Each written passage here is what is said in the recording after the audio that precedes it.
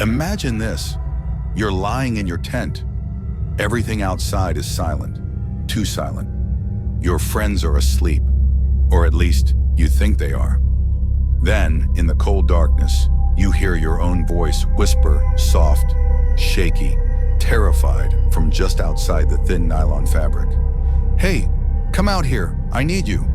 But you don't move, because you're already inside, because your own voice is supposed to be inside your head, not outside your tent, not standing in the woods, not calling you, with a voice that sounds like you, but pitched just a little too low, a little too stretched, a little too hungry. And the worst part, the voice knocks. Knock, knock, knock. Like it expects you to open, like it already knows you will.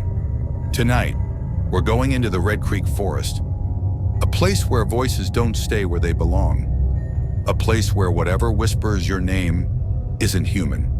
Take a breath, slow, easy. You're safe, for now. Hey there. Yeah, scoot a little closer. Let's sink into something calm first. Soft lighting, deep breaths. Let your shoulders drop. Let your mind loosen its grip on whatever today tried to throw at you. You're here to unwind, to drift, to melt into a story that feels like someone is sitting next to you, telling you things they maybe shouldn't. Tonight isn't about rushing. It's about slowly stepping into the shadows, one quiet whisper at a time, before we wander too deep. If you enjoy slow burn horror, whispered storytelling, and those eerie moments that gently crawl under your skin, consider subscribing. It helps the channel grow, and it keeps these late night stories coming. All right, you ready? Let's walk into the dark.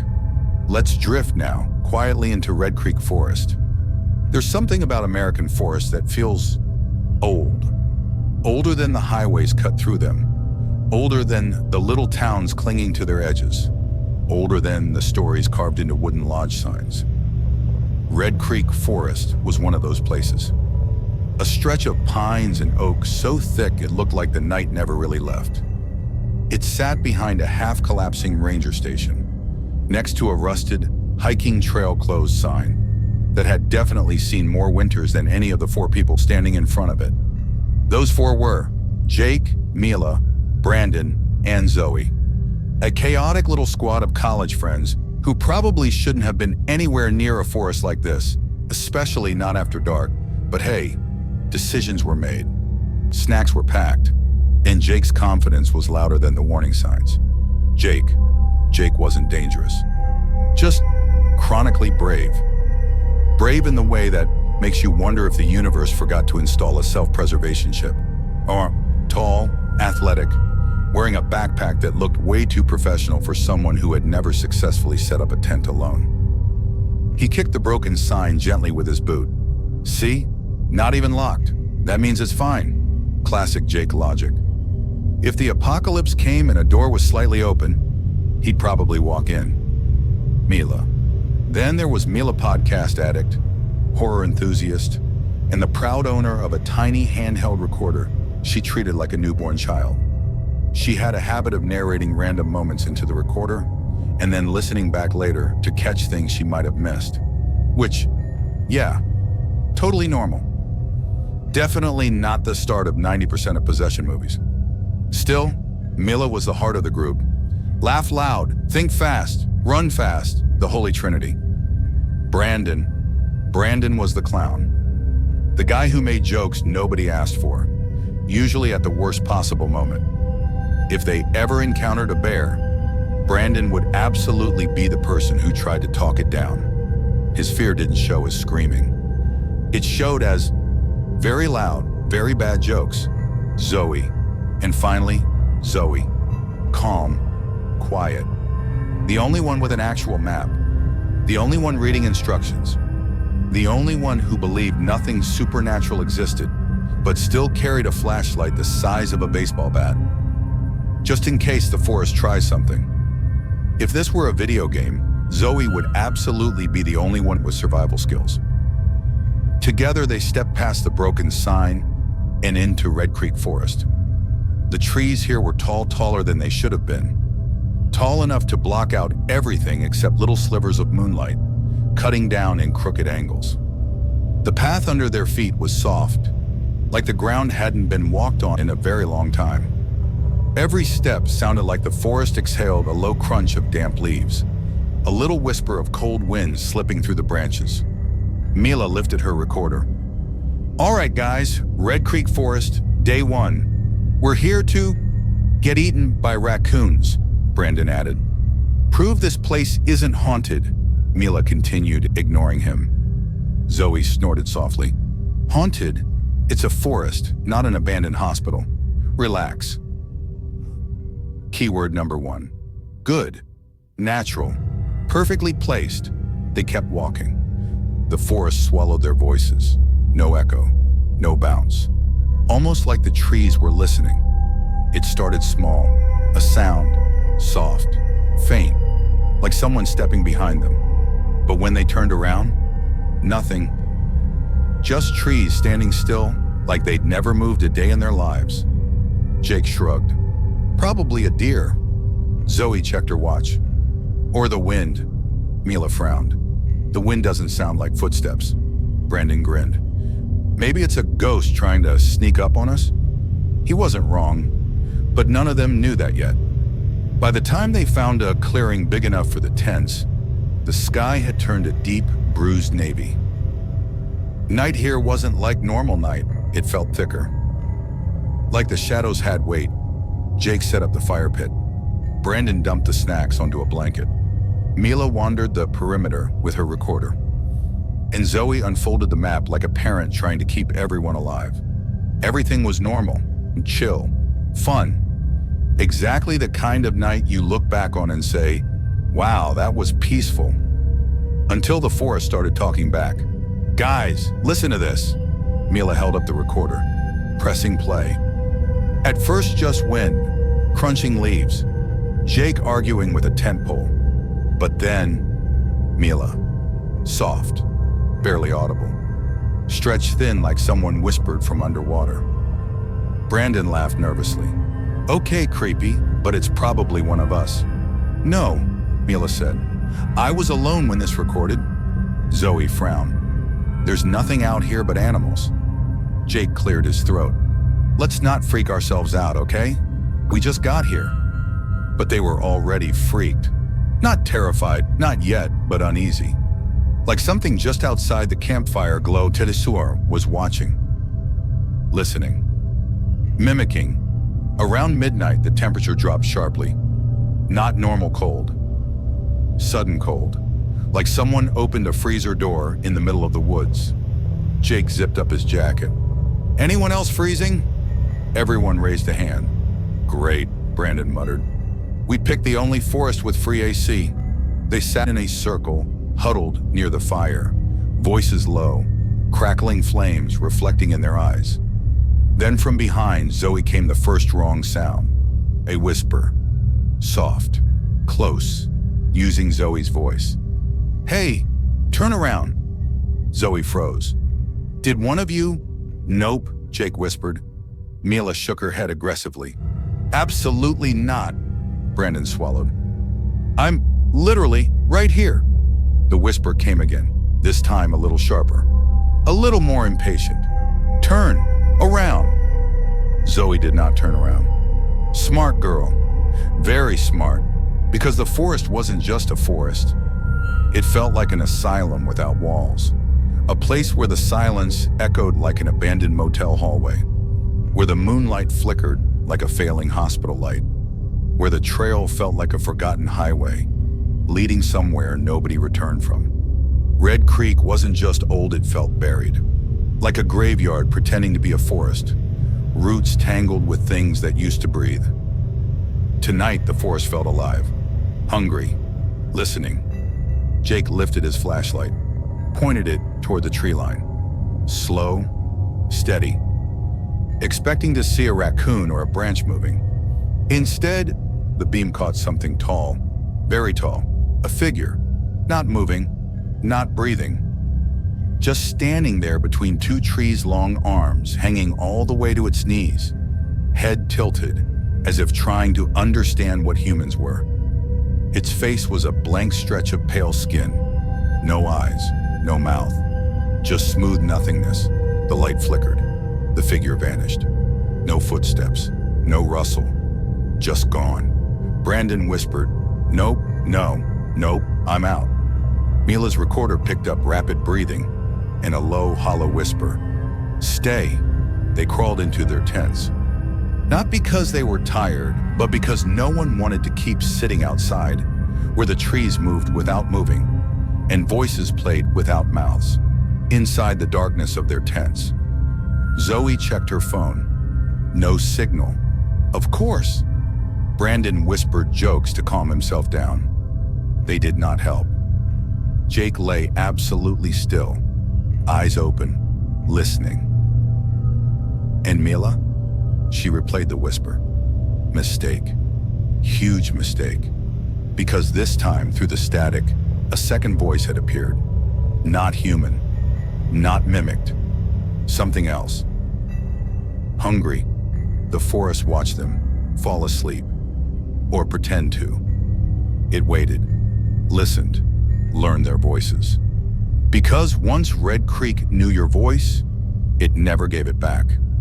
The night in Red Creek Forest settled around them like a thick blanket no one asked for. The kind that presses on your chest and convinces you the air is heavier than it should be. And while the others tried to sleep, or at least pretend they were sleeping, the forest made sure none of them slipped too far into comfort, because comfort doesn't belong here. Not in a place where the trees lean just a little too close and the silence feels engineered, like something intentional, something watching. Jake lay on his back inside the tent he insisted he could set up without help, staring at the faint outline of branches shifting overhead. And every time a twig cracked, he tensed just a little, whispering to himself that it was just wind, even though the wind didn't sound like footsteps, didn't sound like breathing, didn't sound like something testing the edges of their camp, as if trying to figure out who would break first. Zoe, in the tent next to him, listened to the soft whir of her flashlight as she clicked it on and off, telling herself she wasn't scared. That logic still mattered out here, that a place like this couldn't just become a labyrinth of ghosts and mimicry and things that didn't need faces to watch you. But the more she repeated it, the more she realized she didn't believe a single word. Brandon was curled in a sleeping bag that made a crinkling noise every time he moved, which was constantly, because every few seconds he'd hear something brushing against the outer fabric, like a fingertip, slow and deliberate, as if counting the seams. And at first he tried joking to himself, "Haha, funny forest, real comedian vibe." But eventually even he couldn't laugh at something that moved like that, paced like that, breathed like that, and the way his own breath kept syncing with something outside made him pull the bag over his face like a child hiding from monsters he already knew weren't imaginary. And Mila, of course, was awake because she couldn't not be awake. Not after the voice she recorded earlier. Not after hearing something say hungry like it was savoring the word, stretching it out, tasting it. And she held the recorder close to her chest like maybe clutching it tighter would stop whatever kept whispering into it when she wasn't looking. Because she knew that she hadn't whispered her own name into the mic. Not in that tone.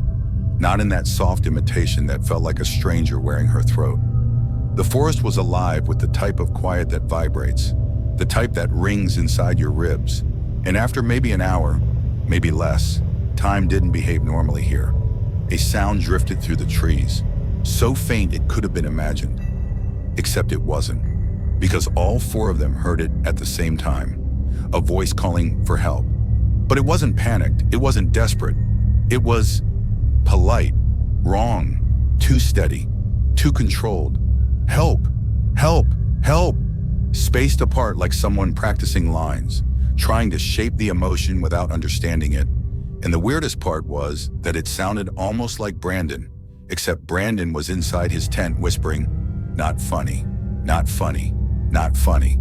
And Zoe froze mid-breath because she could hear that mimic voice circling the camp slowly, as if trying different angles, trying different distances, like it was trying to decide who to call next. Mila fumbled with her recorder, clicking it on even though her hands shook, whispering, "Please don't pick up anything. Please don't pick up anything." But of course it did, because the moment she hit record, the forest gave her something. A whisper so close it felt like someone's lips brushed the microphone. A whisper that said her name perfectly, exactly, except deeper, stretched like a bowstring pulled too far. Something brushed the canvas near Jake's knee, and he jerked upright, hitting his head on the tent roof with a muffled curse. And then it brushed again, slow, patient, like knuckles dragging across fabric. He held his breath. The dragging paused as if sensing the change in rhythm. Then another whisper, this time right by his ear from outside the tent wall. "Jake, come out." He swallowed, trying to convince himself it was Mila screwing around. Except Mila was whispering into her recorder near tears. And even if she wanted to prank someone, that voice didn't sound like any of them. It sounded stretched, hollow, as if coming through a throat that didn't belong to a living thing. Meanwhile, Zoe lay perfectly still, staring at the shadow outside her tent. A tall, thin outline that wasn't moving but also wasn't entirely still. The way smoke moves when there's no wind, drifting just a fraction left or right, leaning closer as if it wanted to memorize the shape of her fear. And she clenched her jaw, whispering one firm sentence to herself. "If I don't acknowledge it, it's not real." Though she knew, deep down, that wasn't how any of this worked. Around 2 or maybe 3 in the morning, the temperature dropped again, sudden and biting, and their breath fogged the inside of the tents, even though it was summer. And then came the sound that broke whatever fragile balance remained. Footsteps. Soft, human-like, walking between the tents, slow enough to be deliberate, slow enough to be curious. Brandon peeked out through the zipper an inch, just enough to see shadowy legs passing by. Far too long to be human. Moving with a weightless glide like they weren't exactly touching the ground. He shut the zipper instantly and whispered a tiny nope into the dark. And then the footsteps stopped directly between all 4 tents. Just stood there, listening, breathing lightly, as if tasting the air, as if deciding something. Then in a voice that sounded exactly like Jake but wrong, a little off-key, a little metallic, it whispered, "Is everyone asleep?" The real Jake's heart nearly stopped. He didn't answer.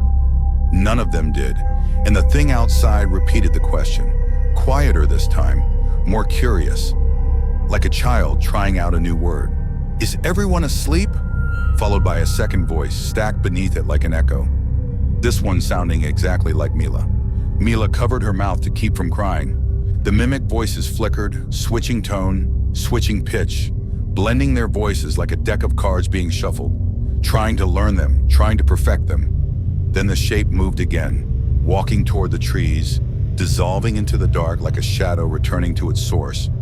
And for a brief moment, the forest fell silent again.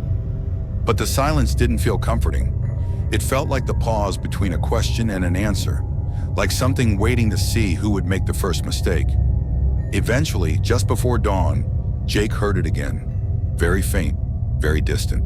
Someone calling his name in his own voice, not urgent, not scared, just calling, like an invitation. And he knew without knowing how he knew that Red Creek wasn't just mimicking them anymore. It was learning them, practicing them, perfecting them. And whatever lived in the forest, whatever stole voices, whatever fed on fear, it wasn't done. Not even close. Avery didn't scream when she saw the woman. She just froze, like every breath inside her had been quietly unplugged. And for a second I thought she might actually pass out. The woman just stood there behind her, inches away, like she'd been waiting in the dark the entire time for someone to turn around. And the worst part wasn't her gray, mud-streaked face or the way her wet hair clung to her cheeks. It was that her eyes weren't looking at Avery. They were looking at me, right past Avery's shoulder, as if she knew I'd be the one to see her first, like she'd personally chosen me. And then without a sound, she leaned forward, inhaled deeply near Avery's ear, and faded backward into the dark between 2 trees, slipping into the shadows like she was part of them. Avery finally spun around, terrified, but of course there was nothing there. She kept whispering, "No, no, no," under her breath like she was trying to convince herself she hadn't seen anything. Lucas grabbed her shoulders, shaking her a little, trying to snap her out of it, but he was already trembling so hard his flashlight kept jittering around like he was holding a live fish. Tyler's voice cracked as he said, We need to go back to camp, right now." But something in the woods didn't seem to agree with that. The forest felt alive now, heavier, like its lungs were filling with breath as it watched the four of us panic. The wind kept shifting directions, and it carried this wet, humid smell. Moss, mud, something old and sweet rotting just beneath the surface. We started jogging, not running yet because none of us wanted to accept we were actually being chased by something we couldn't understand. But the forest was changing fast. The trees seemed tighter, closer, their branches hanging lower like arms reaching for us.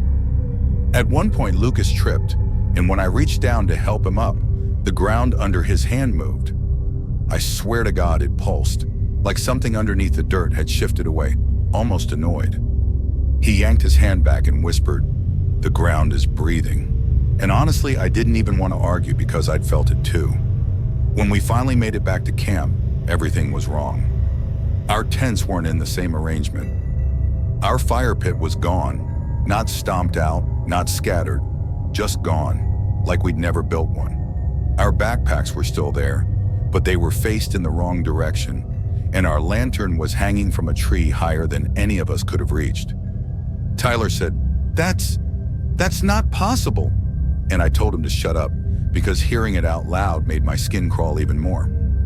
Avery kept turning in slow circles, whispering, "It moved our things. Why would it touch our things?" And Lucas was staring at the tree line like he expected the woman to step out again. I told everyone we needed to stick together. No wandering, no splitting up for any reason, no heroic side quests into the shadows. We huddled near the half-lit lantern and tried to breathe normally. But the woods weren't giving us a chance. Branches snapped somewhere far off, then closer, like something circling. The sound wasn't fast though. It was slow, unbothered, patient. Like whatever it was already knew where we were and wasn't in any hurry. Tyler kept shining his flashlight toward the sound and whispering, "Dude, why does it sound like it's walking on two legs?" I didn't want to answer. Avery suddenly crouched down, inspecting something near the dirt beside her shoe, and whispered, "Oh my God." We leaned in and saw footprints, bare footprints, deep, like someone had been standing right behind her again. They were pointed inward toward the camp, toward us, and fresh enough that you could still see the shape of each toe. Lucas grabbed my arm and whispered too close to my ear, "Do you think it's her, the woman you saw?" And before I could answer, Avery slowly lifted her hand and pointed toward the far trees. Her finger was shaking so violently she couldn't keep it steady. At first we didn't see anything.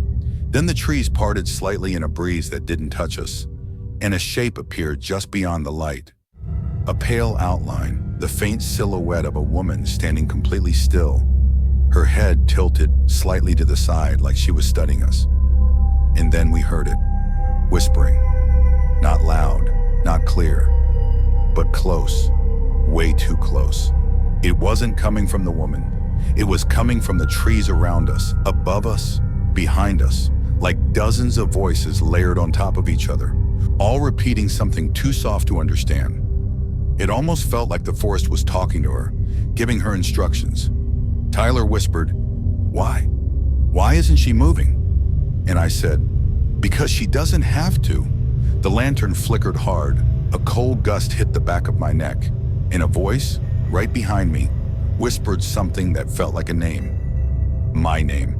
I spun around, shining my flashlight into the dark, but nothing was there. And when I turned back, the woman in the trees was gone. Just gone. Not walked away. Not faded. Gone like she had blinked out of existence.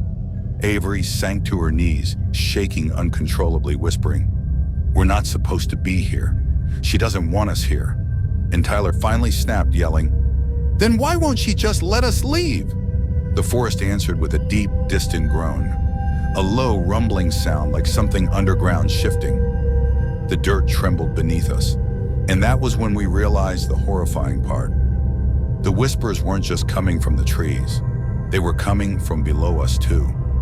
Like something beneath the ground was waking up, or listening, or both. And the forest around us suddenly went so quiet, it felt like the world was holding its breath, waiting for whatever came next.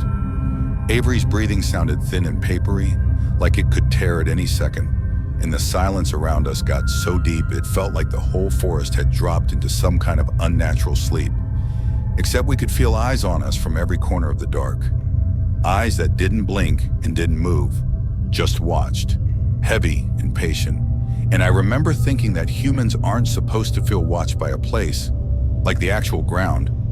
But that's exactly what it felt like, the dirt under our feet humming with this slow, rhythmic pulse like something old was stirring beneath us. And Tyler whispered that maybe we should try to run for the cars, even though they were almost 2 miles away. And Lucas said that was stupid because whatever was out there clearly didn't want us leaving.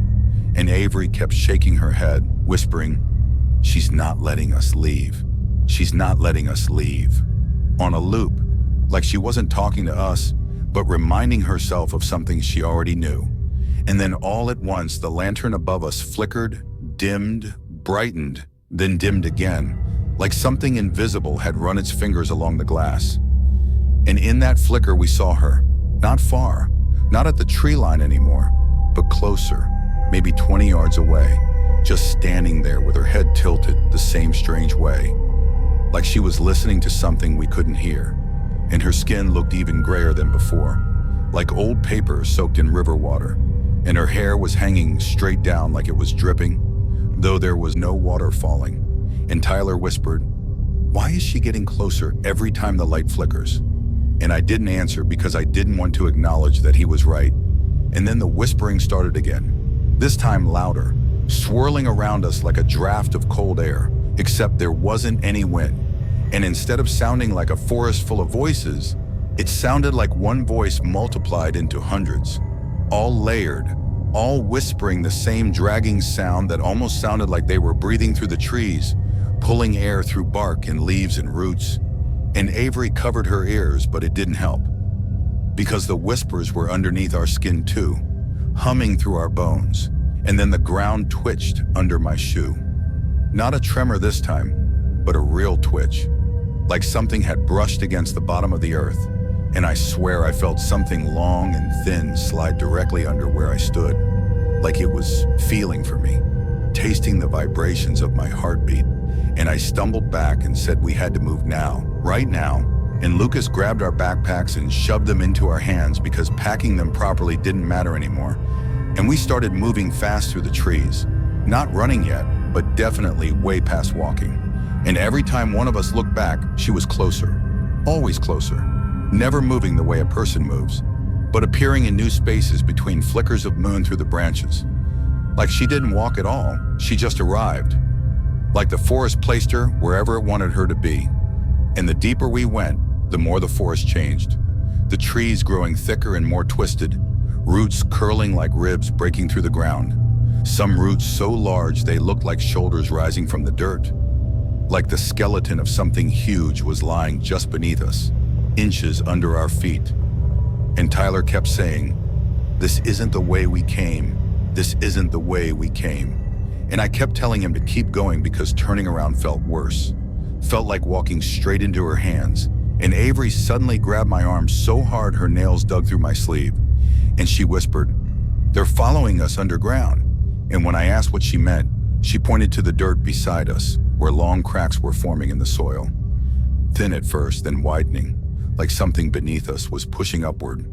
And inside the cracks, faintly, barely visible, were tiny shapes like little hands pressing upward from the other side, stretching the dirt like soft fabric. And Lucas stumbled back, whispering, "No, no, no, that's not real." But it was, the ground flexing with pressure from underneath. And then the whispers rose again, directly below us like dozens of mouths pressed to the bottom of the earth, whispering upward through the soil. We bolted then, all of us sprinting blindly between the trees, dodging branches that seemed to reach for our clothes, scraping our shoulders, pulling at our hair, and every breath felt colder than the last, like the air was getting thinner the deeper we ran. and midway through our sprint, I felt something brush the back of my shirt. Not a branch, not the wind, but fingers, long and cold, grazing the fabric, not grabbing me, not yet, just reminding me she was there, close enough to touch, and I turned for half a second, a stupid reflex. And in that fraction of a moment, I saw her inches behind me, her face pale and blurred like her features were melting. Her mouth opened just slightly like she was trying to speak, but the sound couldn't escape her throat, and then she was gone again, replaced by empty forest as I whipped my head forward and kept running. Eventually, we reached a clearing we didn't recognize, a wide circle of bare ground where no trees grew, and we collapsed in the center, panting, shaking, and the air in that clearing felt different, heavier but oddly still, like the forest didn't want to cross into this space. And Lucas whispered, "Do you think we lost her?" And Avery said, "No, she's waiting." And the way she said it made something cold settle deep in my chest, because she didn't sound scared. She sounded sure, absolutely sure. And when I asked how she knew, Avery slowly lifted her hand and pointed to the far side of the clearing where the trees shook once, then parted, and the woman stepped forward, not walking, just appearing again. Her form stuttering slightly like reality didn't know how to hold her shape, and she raised one slow, trembling arm and pointed at us. And in that moment, the ground beneath us gave one long, deep exhale, like something enormous had just woken up right below our feet.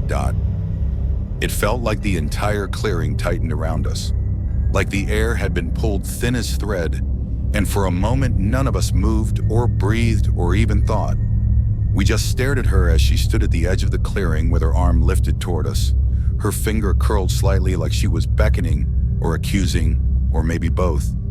And the more I watched her, the more it felt like she wasn't pointing at us exactly, but pointing through us, like she could see something behind our eyes that we didn't know we were carrying, something the forest wanted back. And Avery whispered, barely audible, that the clearing wasn't safe. It was just a place where the forest liked to watch more clearly, like stepping into a room with the lights on before the show begins. And that made my skin crawl, because it meant this wasn't an escape. It was a stage, and we were standing dead center without even realizing it. And the moment that thought hit me, the ground beneath us pulsed again, slower, heavier, like the exhale of something ancient and starving. And Tyler grabbed my wrist and said we needed to keep moving. But instead of running back into the forest, Lucas pointed toward a break in the trees opposite where the woman stood. A narrow path barely wide enough for one person to walk through. And something in my gut told me that path hadn't been there before, that the forest had opened it for us. Whether to save us or hurt us didn't matter, because staying meant ending, and ending meant whatever breathed under our feet would finally get what it wanted.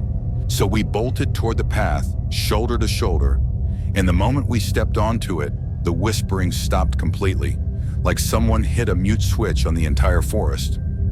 The sudden silence so sharp it rang in my ears, and I remember thinking that silence shouldn't feel louder than sound, but it did. And as we walked deeper into the path, branches reached overhead and bent inward, forming a kind of tunnel. And every step we took echoed softly, not on leaves, not on dirt, but on something firmer, almost like old boards hidden under soil. And I didn't say anything because the others already looked terrified, and pointing out that the forest floor suddenly felt man-made didn't seem helpful. But Avery noticed anyway and whispered, "This used to be something. There was something here." And her voice trembled like she was remembering something she never lived through. And that scared me more than anything else, because she wasn't guessing. She was recalling, as if the whispers had planted memories in her head. And then the tunnel opened suddenly into a second clearing.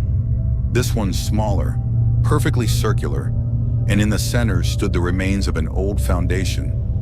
Broken stone outlining the footprint of a building long gone, and the air above it shimmered faintly like heat rising from pavement.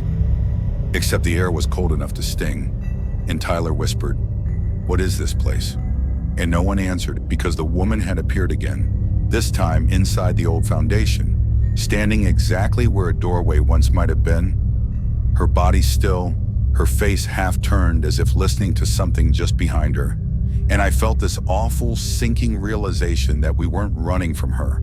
We were being led back to her. Like the forest didn't need to chase us. It just needed to funnel us into whatever ritual or hunger this place represented. And she raised her hand again, but not to point. This time she placed her palm on her chest, right over her sternum, and slowly dragged her fingers downward, like she was unzipping her own skin without breaking it. And for a heartbeat, I thought I saw something inside her. Not organs or blood, but movement. Shadows swirling like something lived inside her body and pressed against the surface, trying to get out. And the air grew thicker, heavier, almost syrup-like.